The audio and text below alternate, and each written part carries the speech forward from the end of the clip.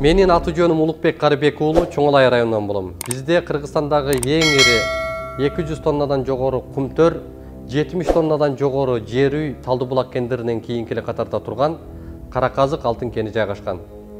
Тилекке каршы 15 жылдан бери келген бийлик бул кендеги уурулуктарын мыйзамдуу да, мыйзамсыз да жүргүзүп, бир уут чиновниктер мамлекетти тоноп жаткандыгын айтууга, ачыктоого мезгил убакыт келди деп ойлойм. Урматтуу бийликтин чыныгы ээси болгон кыргызстандыктар, калың журт, урматтуу коррупционерлер менен аяусуз күрөш жүргүзөм деп бийликке келген Сооронбай Шарипович. Архивдик маалыматтарга таянып айта турган болсок, 1977-1982 жылдары Караказык алтын кенинде изилдөө баалоо иштери жүргүзүлгөн. Дал ошол изилдөөдө 43 тонна 600 килограмм алтын бар экендиги аныкталган. Ал эми 2017 жылы жаратылыш байлыктарын пайдалануу институту 29 тонна 400 килограмм алтын калды деп жарыялады. Калган 13 тоннадан ашык алтын, 54 тоннадан ашык күмүш, 11 000 тоннадан ашык жез каякта. Ким жооп берет? 13 тонна алтын алып кеткени, кимди алып кеткени тактайм, бирок мындай маалымат мен ошто иштедим да, мага берген эмес. Ондон баштап мен иштедим да. 13 тонна деп канча жоготтук. Тактайм мына. Урматтуу Сооронбай Шарипович, ушул суроону тактайм, көзөмөлүм алам дегениңизден бери 1 жыл 9 ай убакыт өттү. Бул суроону унуткан жоксузбу? Президенттик мөөнөтүңүз бүткөнгө чейин Караказык алтын кениндеги экономикалык, экологиялык кылмыштарга чекит коюп, укуктук баа берет деген үмүттөбүз. Бул кендеги кылмыштуулукка укуктук баа берүү үчүн жергиликтүү бийликти укпайлы койгонуңуз оң. Анткени алтындын канча кору бар экендигин бүгүн алар билишпейт. Буга чейин 9 тонна алтын бар деп атышкан. Мен ал жактан Караказык мага карабайт. Жок.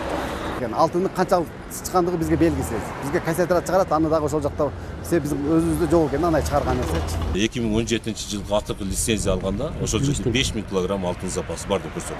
Мен ошого таянам. Эсеби бар, анын 10 тонна алтындын кору бар. Кимди ээрчип, кимге ишенишиңди билбейсиң. Элдин байлыгы элге, мамлекетке иштеш керек.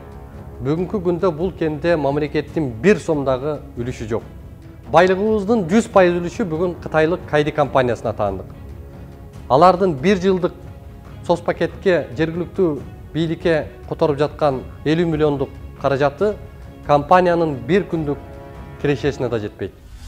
Эми 13 тоннадан ашык алтын мыйзамсыз качан, кайсы компаниялар аркылуу ташылган? 2004-төн 2010 жылдар аралыгында Осо Washing, Осо Интербизнес, Осо Кайди, Осо Азия Gold Enterprise жана жергиликтүү ишкер, экс-депутат Рустам Маманов деген тырмакчанын ичиндеги азаматтар ташып турушкан. Натыйжада мамлекетке 660 миллион доллар зыян келтирилген. Ошол учурда уурулар чиновниктер деле эмес, карапайым элди да сатып алганга аракет кылып, акча таратып отурушкан. Аны учурдагы аким, ошол мезгилдеги айыл өкмөт Жумадилла Жапаров тастыктап берет. 5 миллиондон 10 миллион акча таркаткан. Эч кандай бийликти аралаштырган эмес. Кайсы жылы болду ошол? Эстей албайм, эсимде жок. Сиз айыл башы отурасыз. Мен өкмөт болуп иштеген, бирок точно эсимде жок. Где-то элдер 2005 жылдары беришти. 2007-2016 жылдары болсо керек. Бул жалган эмес, болгон сөз. Болгон бул нерсе. Жумадилла мырза ошо 5 миллион сомдон берген экен 2 айга. Анан алар эмне деп келишишкен? Ээн эркин ошол жана коолордун жүк ташкан унаалардын өтүшүнө мүмкүнчүлүк бергенби? Ошо мүмкүнчүлүк бергенден ошолор болуп атпайбы? Сиздер бул жергиликтүү бийлик катары эч кандай чара көргөн эмессиздер. Кандай реакция кылгансыздар ошол ишке? Ал мезгил мен аз точно айта албай атам. Негизинен ал мезгилдерде Азия Gold Enterprise, ошо силер айтып аткан Рустам Мамановду айтып атасаң, мен акчын көргөн эмесмин, бирок ат аталып жүрөт. Бирок ал маселенин үстүндө кандай болуп ташылган, кандай тартипте иштеген, анын мезгилде ал эми райондон келди маселе болгон, аны мен билбейм. Ал эми мурда айыл өкмөт болуп иштеп, коррупционер ууру чиновниктерге карамандай каршы турган Абдылда Темирбердиевке уурулар баалуу руданы алып чыгып кетүү үчүн кандай нерселерди убада кылып, эмнелерди сунуштаганына назар салалы. мурдуңда жылдың жок экен жигит деди аким. Эми атын айтпай эле коелу. Бул инвестицияга сен эмне каршы чыгып атасың дегенде мен айттым туура деди, инвестицияга каршы чыкпайм эч убакта. Иштеш керек. Пайдаланышыбыз керек алтынды. Бирок айылдын арасында завод курулбайт да. Туура? Завод кургондун өзүндө болбойт. Мен ошон үчүн мен госрегистрдин жанагы госактысына кол койбой койдум. Мен кол койбой койгондон кийин болду. Кол эле. Кол койбосоң итак эле кетип калат. Кол койбой койдум. Ошону менен кетип калдым.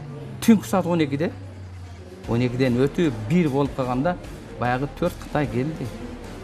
Чыгарды эшикке. Чыгарып туруп ачык сүйлөштүк. Сен спесиң жакшы экен, жакшы иштеп жүрүпсүң, элди поддержка кылат экен сени. Сен мына айыл өкмөттүн мөөнөтү бүтүп атты, бизге зам болуп иштеп бер. Зам болуп иштеп бер бизге. Бишкектен үй беребиз. Кара жип беребиз. Масло деди. Колуңа акча беребиз, бир уулуң бар экен, Америкага окуп деди. Мен мага эмне кереги бар? Мен сразу кубалап чыктым. Эртеси полный кубалап, мен кеткенден кийин анан кийин баягы ташып атат 2006-жылдары. Ага чейин окшум акимге дагы, губернатордун дагы эмесин укпай койгон. Эми ушул сөздөрдөн кийин өзүнө чаң жугузбаган, өзүнчө периште болгон биздин чиновниктерге ишенсек болобу? Мейли эч нерсе албасын. Бирок ошончо чоң көлөмдөгү биздин байлык алтын чыгып кетип атканда айыл өкмөтү, аким, губернатор, геология комитетинин жетекчиси, ички иштер министрлиги жана премьер-министр президентке чейин эмне үчүн чыгып токтотуп койгон жок. Мейли кечеги 33, 29, 27, 14 грамм деп көрсөтүлүп келген кенди бүгүн кантип 4 грамм деп уялбай отурасыңар. Жалпы кыргыз элин, алардын ичинде чоңолай элин, мейли алардын колунан эч нерсе келбейт, көңүл бурбай эле койсок болот деп кемсинткениңерди токтоткула. Урматтуу кыргызстандыктар, биримдикте, мыйзам чегинде чогуу иш алып баралы.